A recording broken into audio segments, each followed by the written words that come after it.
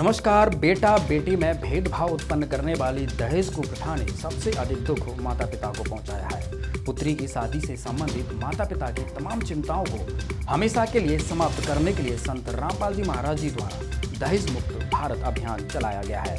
इसी से संबंधित देखिए हमारी पूरी रिपोर्ट।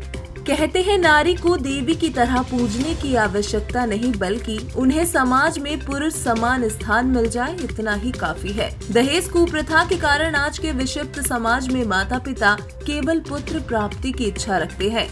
जब तक घर में संतान रूप में एक पुत्र का जन्म नहीं हो जाता, तब तक माता पिता अपने कार्य को अधूरा समझते हैं। दहेज रूपी राक्षस के कारण लाखों माता पिता को पुत्री के विवाह पश्चात जीवन कर्ज के बोझ तले गुजारना पड़ता है। कहते हैं मनुष्य को अपना किया कर्म फल के रूप में अवश्य मिलता है। पवित्र श्रीमद् भगवत गीता में भी लिखा है कि जैसा कर्म प्राणी करेगा उसे वैसा ही फल मिलेगा। दहेज लेने वालों को उसका भुगतान अगले जन्म में चुकाना पड़ता है।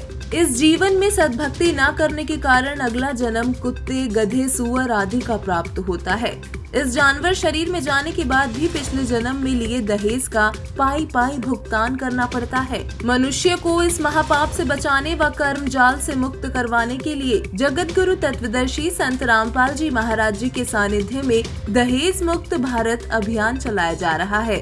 इसके तहत समय समय पर सैकड़ों की संख्या में दहेज मुक्त रमणीय विवाह रचाए जा रहे हैं। महज 17 मिनट में संपन्न होने वाले इस अनोखे विवाह में बहू को बिना किसी दहेज के सामान के साथ अपने ससुराल ले जाया जाता है।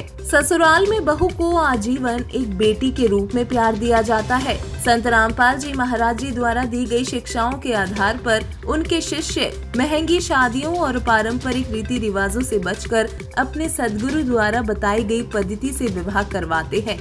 दहेज कुप्रथा को समाज से मिटाने के लिए लोगों को संत रामपाल जी महाराज जी द्वारा बताए गए तरीके से दहेज मुक्त रमणीय विवाह करवाना चाहिए। ऐसा करने से निसंदेह एक दिन भारत ही नहीं बल्कि पूरे विश्व से दहेज जैसी कुप्रथा का सफाया हो जाएगा। हमारी रिपोर्ट में बस इतना ही। धन्यवाद।